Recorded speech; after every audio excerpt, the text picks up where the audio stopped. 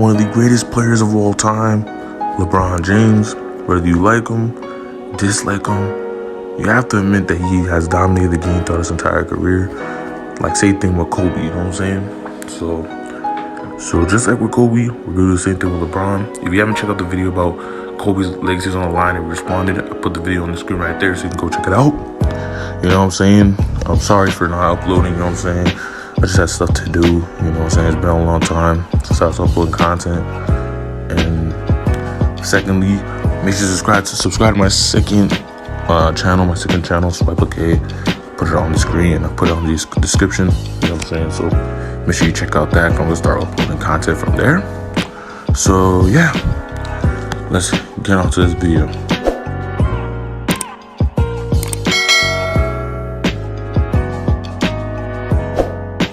Alright, so let's start this from the beginning. So you already know LeBron James came straight out of high school as the #1 overall pick with the expectations to live up to Michael Jordan.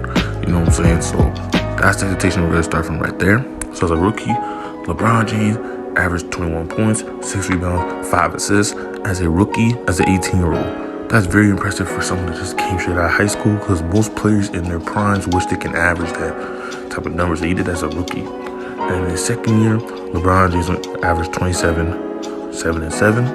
You know what I'm saying, as a second-year player. But the problem was, his first 2 years, his team couldn't make the playoffs. You know what I'm saying? So even though the talent wasn't there for his team, he couldn't make the playoffs the first 2 years. So now on to 2 seasons later. So in 2006, you know what I'm saying, this is where he starts averaging 31 points for the first time in his career. You know what I'm saying? And sure, in Game 7, they lose to the Detroit Pistons, but LeBron James' averages was really crazy just for his first playoff run ever. You know what I'm saying?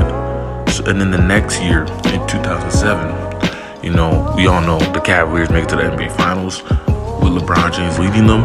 You know what I'm saying? I know a lot of people don't really give a lot of credit nowadays for this, because the competition, other than the Detroit Pistons team, and how even people try to discredit the Detroit Pistons teams, you know what I'm saying? But they were really, really good even without Ben Wallace. You know what I'm saying? And like these teams went to like, what, 5 straight Eastern Conference Finals?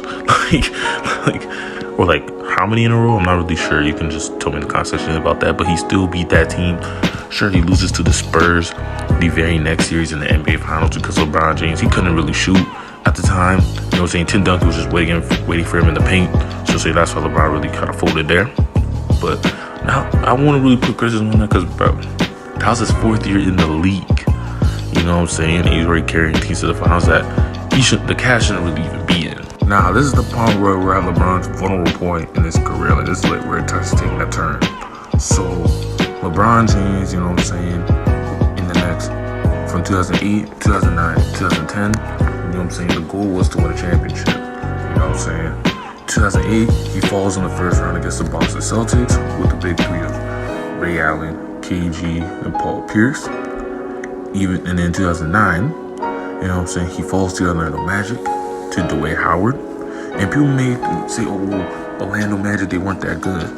But that was a really good team, considering Dwayne Howard at the peak of his powers with a lot of shooters. Imagine Giannis Antetokounmpo with that type of roster with shooters all over the floor. I'm not saying Giannis don't have shooters on his team, but you get what I mean. But then in 2010, this was supposed to be the moment. You know what I'm saying? The Boston was getting older. They weren't the same team in 2008, and the Cavs were expected to beat them in a 7-game series. You know what I'm saying? But this time, it didn't go well. You know what I'm saying? They lose in 6 games. LeBron quits after his team goes down 3-2 in that series. LeBron James, he underperformed in that series. You know what I'm saying? Couldn't carry his team to the top. You know what I'm saying? Everyone's saying, oh, can LeBron lead his team to a championship? Especially because of that bad performance he had. You know what I'm saying? So now he moves on to the next chapter. So LeBron decides to leave Cleveland for the Miami Heat to pair up with Dwayne Wade and Chris Bosh. Not only he leads the Heat, he makes it all television special. You know what I'm saying? And he was the most hated athlete in the league. Matter of fact, in America. People wanted to see this team fail. They wanted to see LeBron fail. You know what I'm saying? So now we're going to fast forward to the 2011 NBA season. Right, so throughout the 2011 NBA season, LeBron James and Miami were on a mission. LeBron tried to prove himself that he made the right decision. You know what I'm saying? Cooking the Sixers in the first round. You know what I'm saying? Absolutely demolishing them. And then the second round, beats his rival, the Boston Celtics in 5 games.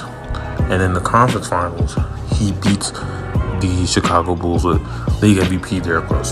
So all he had to do was win one more round, and his redemption will be complete. So in the 2011 NBA Finals, the Miami Heat lost to the Dallas Mavericks in 6 games after the Heat had a 2-0 lead.